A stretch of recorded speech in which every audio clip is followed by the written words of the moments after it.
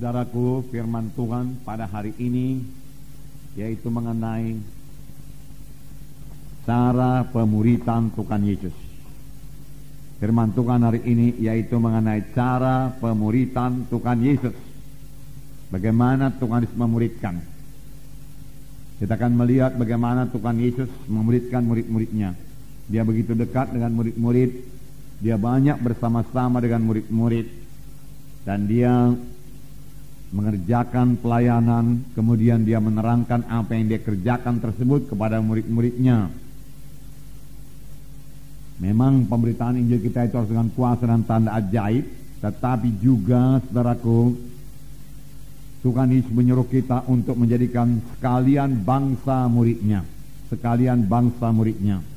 Tentunya kita mulai daripada bangsa kita lebih dahulu, bangsa Indonesia ini. Kita Injil dan kemudian kita muridkan. Itu adalah kehendak Tuhan. Nah, saudara, kita mengetahui bahwa orang Kristen yang mula-mula disebut Kristen ialah anak-anak Tuhan ataupun murid-murid Tuhan di Antioquia.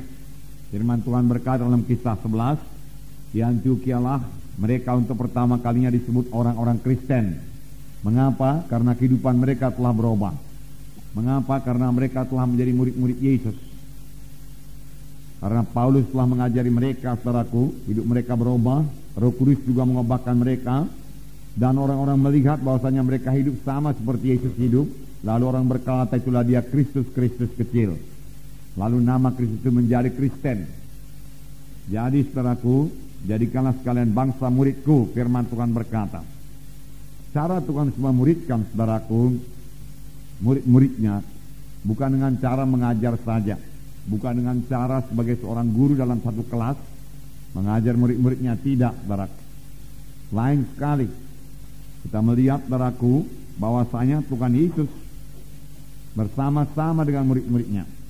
Mereka intim, murid-muridnya intim dengan dia. Mereka melayani bersama-sama. Yesus mengerjakan mujizat, saudaraku. Yesus memberitakan Injil. Yesus mengajar dengan perumpamaan. Tetapi kemudian ketika dia bersama-sama dengan murid-murid dan murid-murid bertanya tentang perumpamaan yang diajarkan Tuhan Yesus, tentang pekerjaan pelayan yang dilakukan oleh Tuhan Yesus, Tuhan Yesus menerangkannya kepada murid-muridnya. Kisah 1 ayat 1 berkata, Lukas menuliskan segala sesuatu yang dikerjakan Yesus dan diajarkan oleh Tuhan Yesus. Segala sesuatu yang dikerjakan oleh Tuhan Yesus dan diajarkan oleh Tuhan Yesus. Itulah isinya, saudaraku, Kisah Rasul.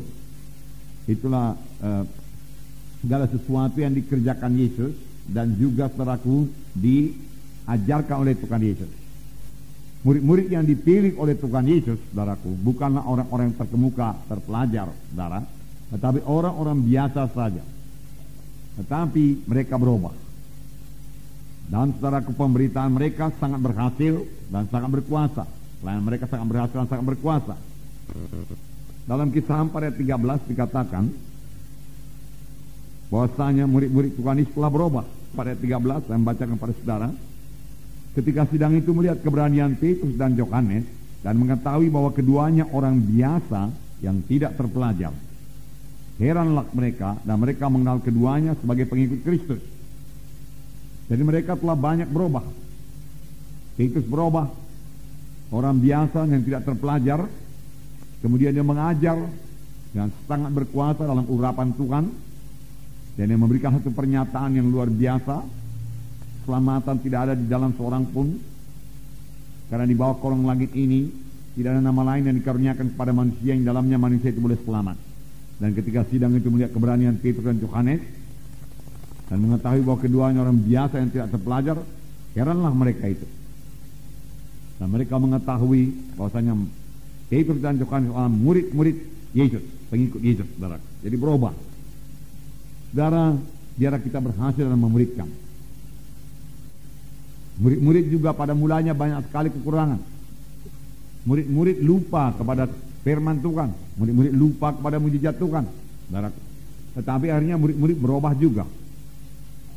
Tentunya perubahan yang ajaib sekali terjadi sudah murid-murid ini, saudaraku, diajari oleh Tuhan Yesus dan kemudian dipenuhkan dengan Roh Kudus. Nah, Dalam Markus pasal 8, mari kita baca lebih dahulu ayat 1 sampai 10. Mari kita baca bersama-sama. Markus pasal 8 ayat 1 sampai 10. Sama-sama. Pada waktu itu ada pula orang banyak di situ yang besar jumlahnya, dan karena mereka tidak mempunyai makanan, Yesus memanggil murid-muridnya dan berkata, hatiku tergerak oleh belas kasihan kepada orang banyak ini. Sudah 3 hari mereka mengikuti aku dan mereka tidak mempunyai makanan. Dan jika mereka kusuruh pulang ke rumahnya dengan lapar, maka mereka akan rebah di jalan, sebab ada yang datang dari jauh. Murid-muridnya menjawab, bagaimanakah di tempat yang sunyi ini orang dapat memberi roti sampai kenyang? Yesus bertanya kepada mereka, berapa roti ada padamu? Jawab mereka, 7. Lalu ia menyuruh orang banyak itu duduk di tanah. Sesudah itu ia mengambil ke-7 roti itu, mengucap syukur, memecah-mecahkannya dan memberikannya kepada murid-muridnya untuk dibagi-bagikan. Dan mereka memberikannya kepada orang banyak.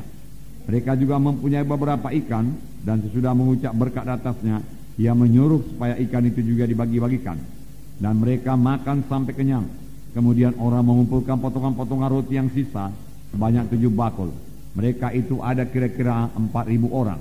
Lalu Yesus menyuruh mereka pulang. Ia segera ke perahu dengan murid-muridnya dan bertolak ke daerah Dalmanuta. Ia segera ke perahu dengan murid-muridnya. Jadi Tuhan selalu bersama-sama dengan murid-muridnya. Kalau kita mau memuridkan saudaraku, kita harus banyak bersama-sama dengan murid-murid kita itu. Banyak mengunjungi mereka, saudaraku.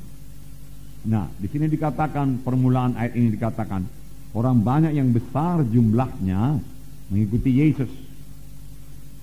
Mengapakah mereka mengikuti Tuhan Yesus? Saudaraku, mereka mendengar pengajaran Tuhan Yesus yang luar biasa. Firman Tuhan berkata, pengajaran Tuhan selain daripada pengajaran ahli Taurat dan orang-orang Farisi. Mengapa? Karena Tuhan Yesus mengajar seperti orang yang berkuasa. Karena Tuhan Yesus mengajar dengan kuasa. Dari manakah datangnya kuasa Tuhan Yesus? Lukas 4 berkata, roh Tuhan ada padaku, ia mengurapi aku untuk memberitakan kabar baik pada orang miskin, pembebasan pada orang tertawan, kelepasan pada orang terikat, ya. Dan memberitakan tahu rahmat Tuhan telah datang. Jadi dengan apakah Tuhan melayani, saudaraku? Dengan urapan Roh Kudus. Roh Kudus yang sama mengurapi kita sekarang. Amin, saudara.